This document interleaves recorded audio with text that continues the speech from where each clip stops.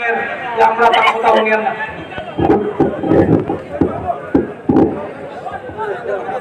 মোক অলপ শান্তিৰে কথাখিনি ক'ব দিয়ক কাৰণ অসমীয়াত কম আপোনালোকৰ কাৰণে এনেই অসুবিধা আছে এইফালে হাল্লা কৰি থাকিলে মই বেছি কথা ক'ব নোৱাৰিম প্লিজ মই ক'বলৈ আৰম্ভ কৰিছিলোঁ যে 2026 চনত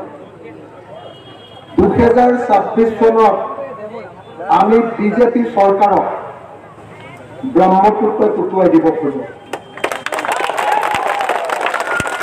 ইয়াৰ ভিতৰত কিমান মানুহে বিজেপি চৰকাৰক ব্ৰহ্মপুত্ৰ আৰু বৰাক নদীত উটুৱাই দিয়াৰ পক্ষত কিমান মানুহ আছে সব মানুহ আছে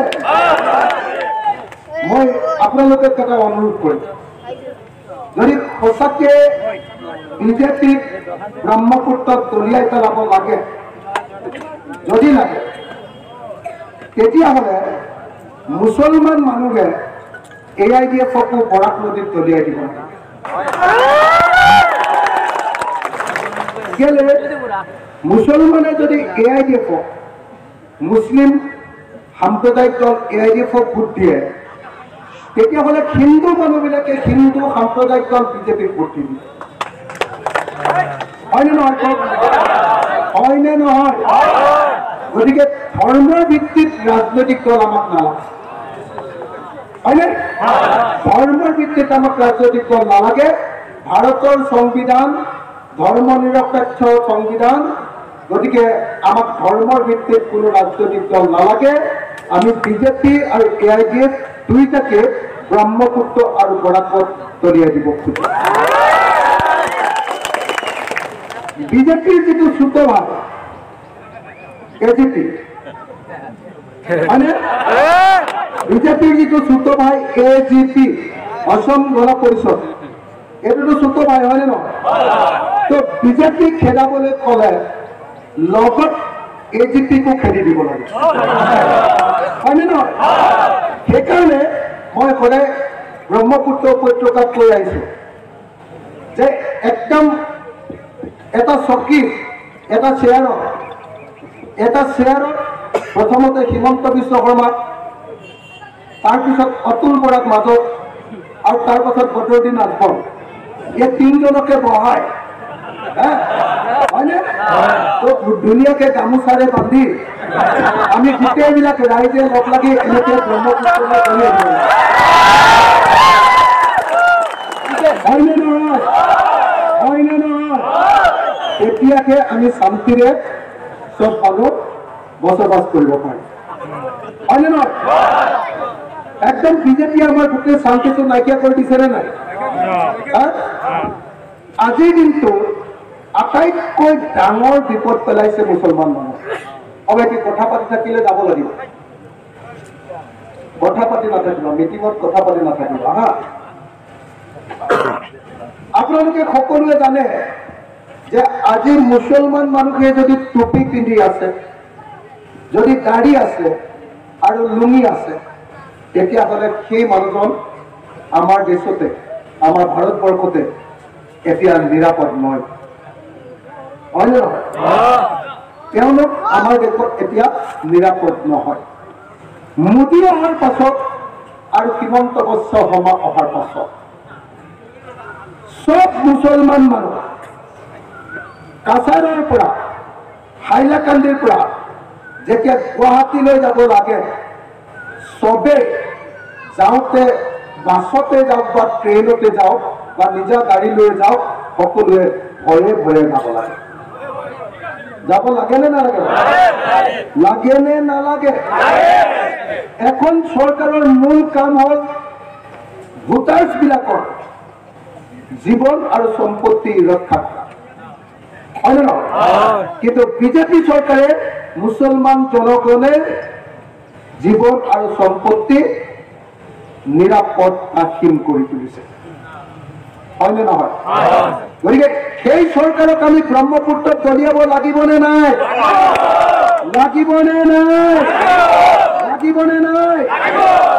মই যিসকলে বিজেপি AGP আৰু AIUDF ব্ৰহ্মপুত্ৰত দলিয়াই দিয়াটো বিচাৰে তেখেতসকলক সকলোকে একেলগতে হাত তালি বজাবৰ কাৰণে মই অনুৰোধ কৰিছোঁ।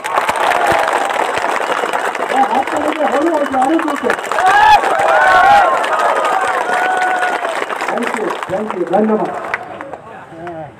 আৰু মই ইয়ালৈ আহি গম পাইছো যে এতিয়া অসমত AIUDF মৰিবলৈ গৈ আছে, হয়নে? সেইকাৰণে AIUDF নিজৰ নামত ইলেকশ্যন খেলিবলৈ এতিয়া ভয় কৰে, হয়নে? সেইকাৰণে ইয়াত AIUDFৰ কেণ্ডিডেটে নিৰ্দল কেণ্ডিডেট ৰূপে বোলে ইয়াতে উঠিছে, হয় নেকি? তাৰমানে AIUDF মানে বিজেপিয়ে, একদম মনত ৰাখিব, AIUDF মানে বিজেপিয়ে। আমাৰ অসমীয়াত এটা গান আছে, ধেমালি কৰি গায়, ফুলনি মানে বাগিচা, বাগিচা মানে ফুলনি, বুজিছেনে? বুজি পাইছেনে নাই? বিজেপি মানে নিৰ্দলীয়, নিৰ্দলীয় মানে বিজেপি। বাকী বিজেপি বিৰোধী বিলাকক ভাগ কৰিবৰ কাৰণে এনেকে নিৰ্দল বিলাকক উঠায়। গতিকে কোনো মানুহে জনা শুনা মানুহে কোনেও নিৰ্দলীয় ভোট দিব নালাগে। এইটো এফালেও যাব পাৰে, এইটো এফালেও যাব পাৰে, হয়নে নহয়? সি বিজেপিত গুচি যাব, হয়নে নহয়? তো গতিকে যদি হাইলাকান্দি জিলা পৰিষদটা যদি আমাৰ হাতত ৰাখিব লাগে, যদি বিজেপি বিৰোধী শক্তিৰ হাতত ৰাখিব লাগে, তেতিয়াহ'লে নিৰ্দলীয় ভোট দিয়া আপোনালোকে একেবাৰে বন্ধ কৰিছে, হয়নে নহয়? হয়নে নহয়?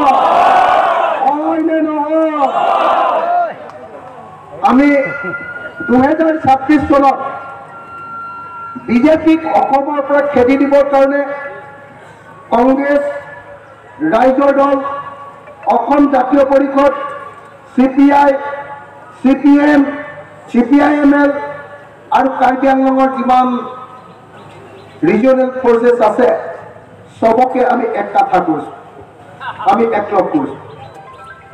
একলগ কৰি 2026 আমি উজনি অসমৰ, হয় ভাইটি,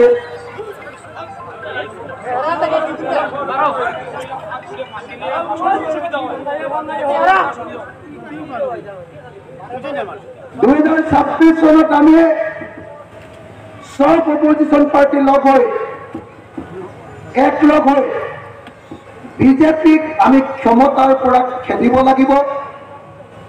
আৰু মামা হিমন্ত বিশ্ব শৰ্মা যি কেৱল মিছা কথা কয় আৰু মিছা কথা কয়, হয়নে নহয়? অকল মিছাই কথা কয় সদায়। মানুহটোৱে শুই উঠি প্ৰথম বাক্যটো মিছা কথা কয়, আকৌ শুবলৈ যাবৰ সময়তো মিছা কথা কয়, হয়নে নহয়? অসমীয়া ৰাজনীতিৰ সবচে গান্দা পলিটিচিয়ান, হয়নে নহয়? আটাইতকৈ বেয়া পলিটিচিয়ান, হয়নে নহয়? আটাইতকৈ 2 নম্বৰী পলিটিচিয়ান, হয়নে নহয়? মামাক এইবাৰ যিকোনো প্ৰকাৰে ব্ৰহ্মপুত্ৰত দলিয়াবই লাগে। আপোনালোকে বিধানসভাৰ এছেম্বলি সেশন চাই নে নাচায়? ৰাইটত মই থাকো, লেফ্টত হিমন্ত বিশ্ব শৰ্মা থাকে, একদম ইফালে লেফ্টত ফাৰ্ষ্ট সিটত থাকে হিমন্ত বিশ্ব শৰ্মা, আৰু ৰাইটৰ লাষ্ট সিটত মই থাকো। মোক মানে একদম লাষ্টত দিয়ে যাতে মাজত গণ্ডগোল কৰিব নোৱাৰে, লাষ্টত দিয়ে। কিন্তু এই যে মাজত যে যিবিলাক মানুহ থাকে, 126টা MLA, 126টা MLAৰ ভিতৰত যদি মই অখিল গগৈ থাকো আৰু এইফালে হিমন্ত বিশ্ব শৰ্মা থাকে, মাজত আৰু কোনো MLA নাথাকে। যুদ্ধ অকল দুটাৰ মাজতে। দেখিছেনে নাই? সঁচাকে দেখিছেনে নাই? যুদ্ধটো দেখিছেনে নাই? যেতিয়া মই বিধানসভাত থাকো, হিমন্ত বিশ্ব শৰ্মাৰ কলিজাটা, এই যিটো কলিজাটো এনেকে এনেকে, সেইকাৰণে এজন MLA লৈ এতিয়া হিমন্তক আমি এনেকে দৌৰাই আছো। মোক আপোনালোকে 2026 চনত 20জন MLA দিয়ক গোটেই অসমৰ পৰা, বৰাক, ব্ৰহ্মপুত্ৰ, কাৰ্বি আংলং, BTAD গোটেই অসমৰ পৰা 20জন MLA দিয়ক। অসমত কোনেও 2 নম্বৰী ৰাজনীতি আৰু কৰিব নোৱাৰে। মই আপোনালোকক একদম কথা দিবলৈ আহিছো, বৰাক উপত্যকাৰ মানুহক কথা দিবলৈ আহিছো যে 2026 চনত বিজেপিক আমি ব্ৰহ্মপুত্ৰ উপত্যকাত ব্ৰহ্মপুত্ৰত দলিয়াই পেলাম। আৰু বৰাকৰ মানুহে মোক কথা দিব লাগে যে বিজেপিক বৰাক উপত্যকাত আপোনালোকে বৰাক মন্দিৰ দলিয়াই পেলাই ইহঁতক বাংলাদেশলৈ পঠিয়াই দিয়াৰ ব্যৱস্থা কৰিব লাগে। পাৰিবনে নোৱাৰে? পাৰিবনে নোৱাৰে? পাৰিবনে নোৱাৰে? তাৰ কাৰণে আটাইতকৈ ডাঙৰ বুদ্ধিটো হ'ল অপজিশ্যন বিলাক একলগ হোৱা, বিৰোধী ৰাজনৈতিক দলবিলাক একলগ হোৱা, হয়নে?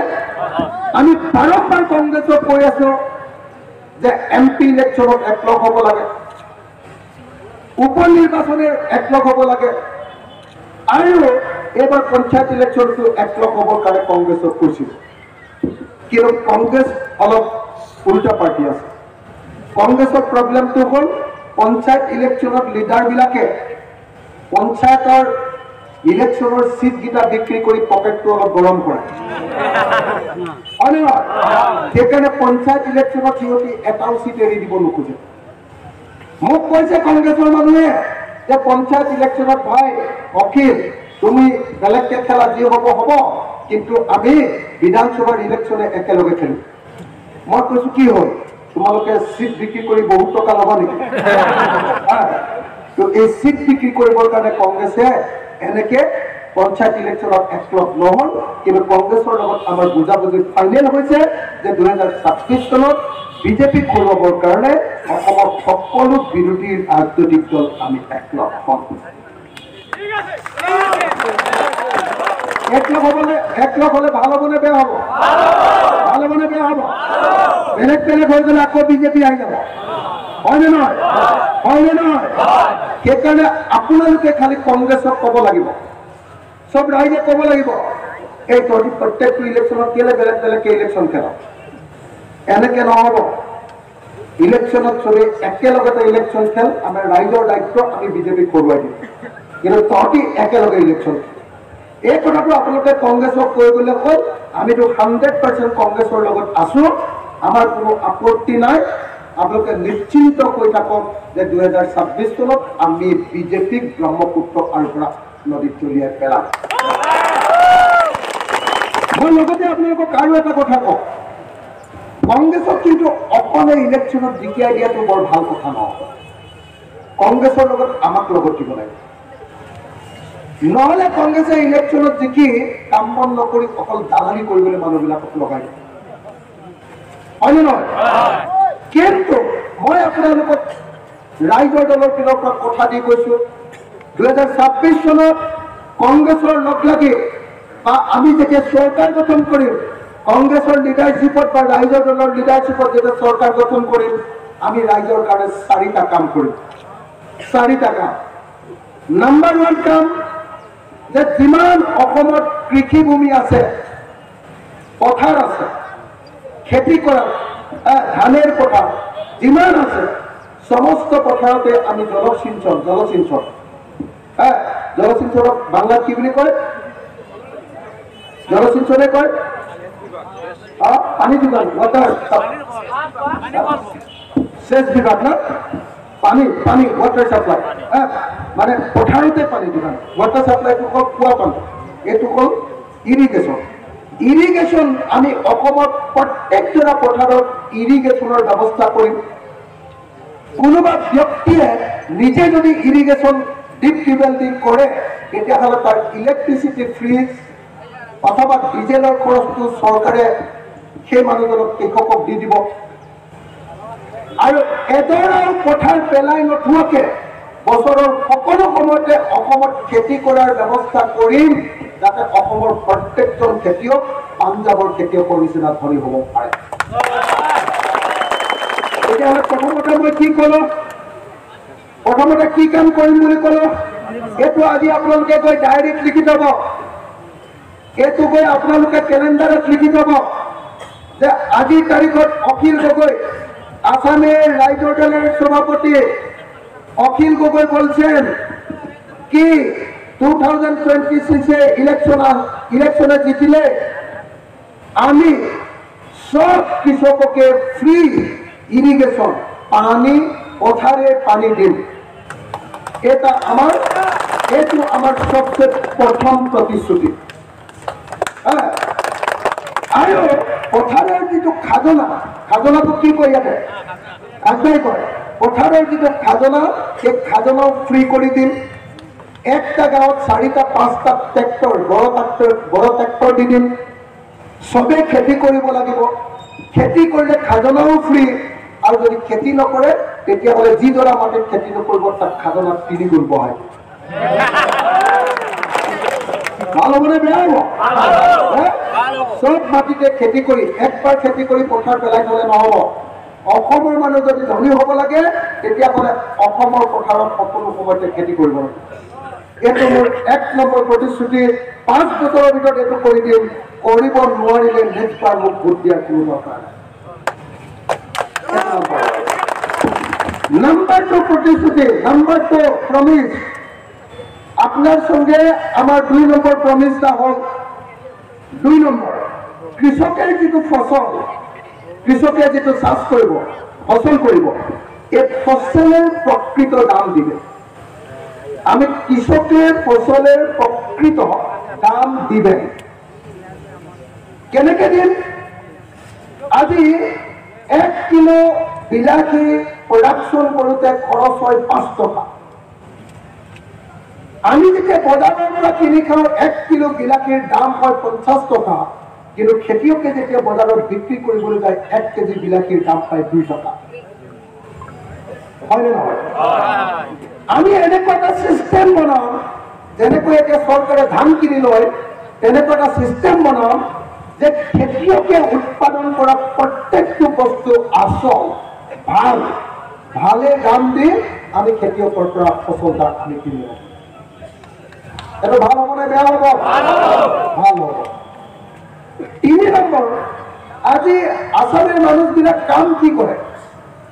খেতি চড়ে আর কি কাম করে?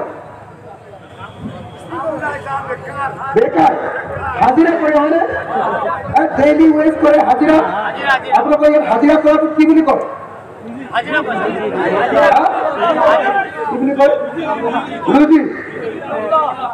রুজি কামলা করে, হয় যে বেশিরভাগ মানুষ রুজি কামলা করে।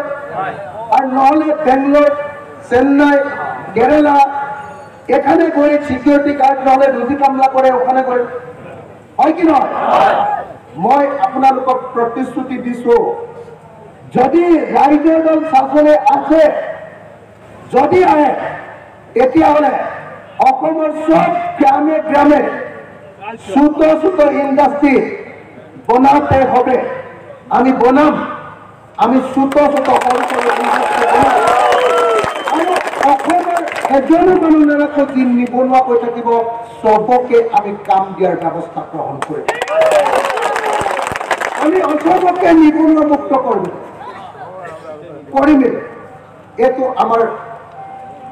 এইটো আমার অন্তরের এক সবচেয়ে বড় প্ল্যান আছে।